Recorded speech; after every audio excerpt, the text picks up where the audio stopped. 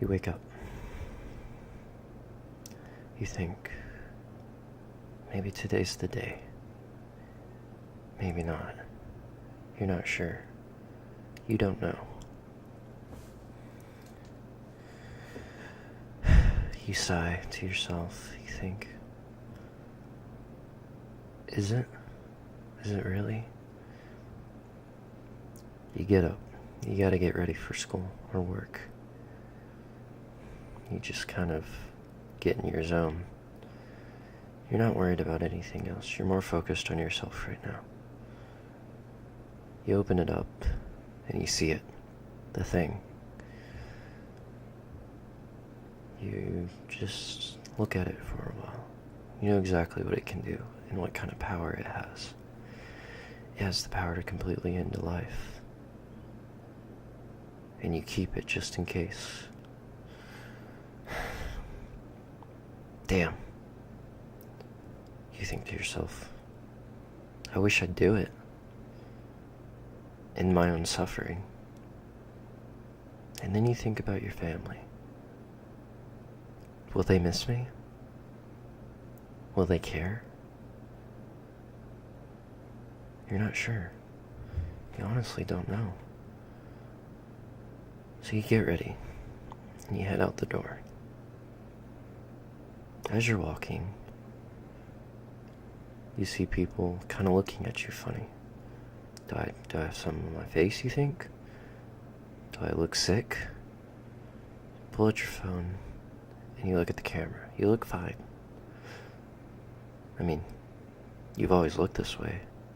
There's nothing different about you. So you keep walking. And you walk a little bit, and then you stop, and you turn, and you look. And you see a man sitting there. He looks a little alone and afraid. So you walk up. You ask him, "Are you okay?"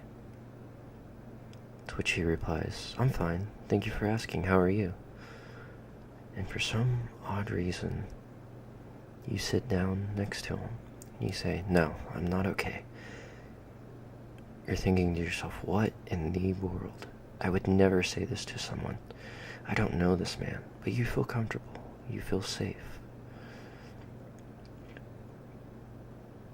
So you tell him, the last few years have been rough. A lot of things have happened. He asks what? So you tell him. You tell him every day you wake up and think about killing yourself. To which he replies, "I think we all a little bit inside some days." You're shocked. A stranger has said this to you. And then he asks, "Do you really want to?" You feel your heart swell up. You feel your eyes start getting puffy. Your voice gets weaker. "No," you say to him. He hugs you. You don't know why he does exactly. But it feels good. He tells you. They tell you that it gets better. They tell you it's a permanent solution to a temporary problem. They tell you it doesn't answer everything. But sometimes they don't know the questions. Like, why is it she had to leave? Why is it he had to leave? They were so young. Or, why did they have to leave me like that? I love them. I love them with every part of my heart. I love them with everything I knew and had inside of me. But it still wasn't enough for them. You can feel yourself getting more and more sad. You feel your breath getting stronger. The tears start pouring out of your eyes. He tells you, they don't get it. They don't. They never will. Nobody will get it just like you. Nobody will understand what you go through. You feel like, and I understand, I know, because one day I woke up and I was going to attempt it. They don't understand, you say. They don't. They never will. You feel all the memories come back. they're not pleasant. He tells you, I don't know much of your story, but I love you. I don't know you very much, but I love you. You feel a wave of relief come over you. You haven't heard those words in years. And he hugs you again, this time with more force. It hurts you a little to be hugged, but it's okay, because it's a good kind of hurt, not the hurt you've been feeling. He tells you, you've made it this far. You've made it so far. Look at you now. All those other people that said you wouldn't make it, here you are. Look at you. You're doing amazing things and you don't even know it. They tell you you're one of 7 billion people. But hell, there's nobody in that 7 billion people that is exactly like you. You say thank you. You don't know how to respond, so he keeps talking, understanding that you don't know how to respond to this. When I was younger, I noticed differences about me. When people would laugh, they'd laugh for reals, but I noticed I would just smile or chuckle or kind of just do a half-assed laugh, but it never really felt real, which is weird. I shrugged it off. I never really worried about it. You wonder why he's telling you this. You think maybe just maybe it ties into something. Throughout the years, he says, I noticed a lot of differences. A lot of people died in my life and left, but I felt absolutely freaking nothing. You can tell his voice is getting weaker. You can tell he's having the memories come back into his head. His heart looks like it's thudding against his chest trying to escape. His eyes, piercing blue and gray, stare at you and you feel them deep within you. You feel them pierce your soul and your heart and they take your breath away because of how they look at you.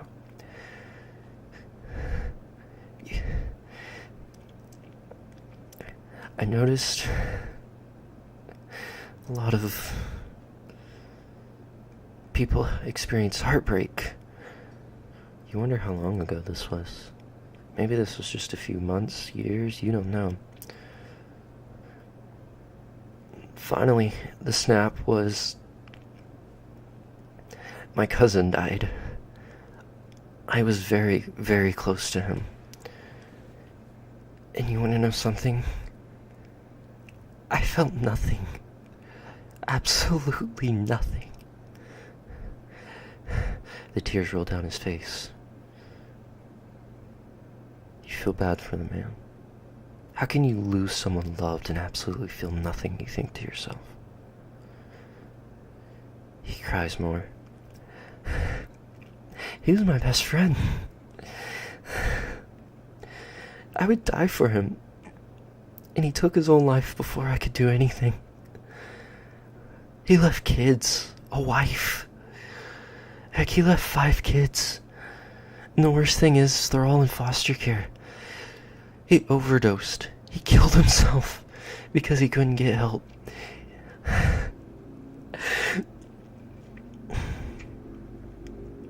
You shake your head. I'm so sorry, you say.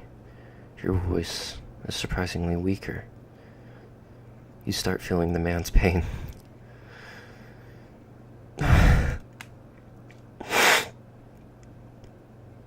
I'm sorry. So, after that, I decided to get help. I reached out. I called my aunt. I said, hey, I know you're not a therapist or anything, but you're in the medical field. Do you think you can help someone that has been depressed and thinks of suicidal thoughts a lot? She replied immediately. She said, yes, I can help you. Please don't feel alone at this. She talked to me a little bit more. She kind of got down to detail what was making me sad, and I wasn't sad, I said. I'm not sad. I don't feel anything. I feel absolutely nothing. So she sends you to a therapist. Or she sent me to that therapist, really. She sent me to that therapist. The therapist helped me. And I hate to admit it, but I opened up immediately. And I'm not a very open guy. There's not much you need to know about me other than the fact that I've tried to kill myself a few times. I told her everything.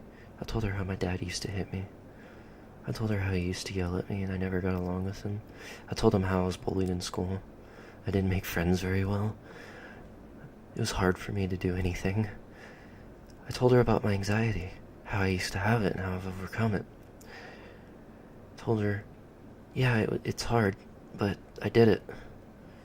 To which she replied, I'm proud of you. I've never heard those words in my life mean that much. I've heard them, but they never really meant anything to me. You start thinking to yourself, this man was beat, he was hurt, he was bullied. What else is wrong with this dude? He tells you, I used to not be nice. I was an absolute terrible person. After I was done bullied, I used to bully other people that were weaker than me because I found that as an escape. I regret it to this day, and I wish I could find them and tell them I'm sorry. Do you wonder about all the times you've been bullied? Or you've bullied? You never really thought about it until now. You feel a great pain inside you. Did I really do that? He goes on.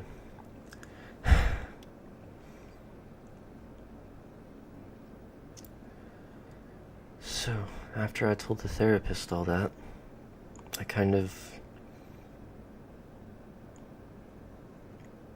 got help, would be the word. I went and gotten some antidepressants. They told me my case was different because I was numb to things.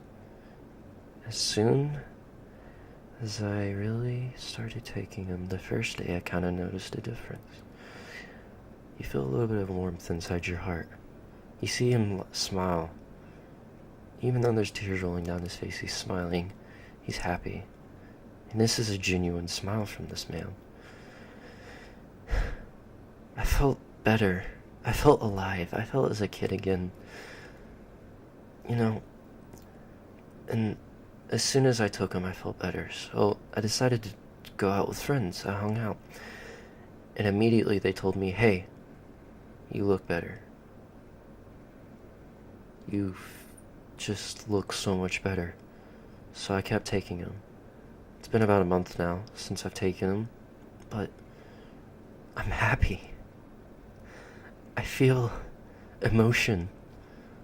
I feel sadness, and I know it's not good to feel sadness, but man, I haven't felt that in so long. I don't know what to do with it now. I don't know really how to explain it. It's like this ball inside me just opened up and all these emotions poured out, and they're bad and they're good and some of them are absolutely horrible, and some nights they've kept me up all night. But you know what? I feel something again. And I haven't felt that in forever. He's laughing. You start laughing too. You don't know why you're laughing, but you are with him. So, what are you trying to get or tell me out of all this? He looks you dead in the eye. He's smiling, but you can feel a coldness over it. But you also feel warmth. You're not sure exactly what you feel all the time, but you feel it. He looks at you and he says, it gets better. No matter what the situation is, it gets better. You sit for a minute. Your eyes follow the man. You see some scars on him. Are those from when he was hit when he was little? He's not that old. He can't be older than 20. How old are you? You ask him. I'm 19, he says with a smile on his face. What's your name? You ask him. He looks down a little at you and then back up at your face and says, My name's Brady. Brady Smith. You nod. You tell him his name, how old you are, in agreement because he told you everything about him mostly. That's a lovely name, he says. Did you get it from somewhere? You tell him where it's from, and he smiles. No shame in that.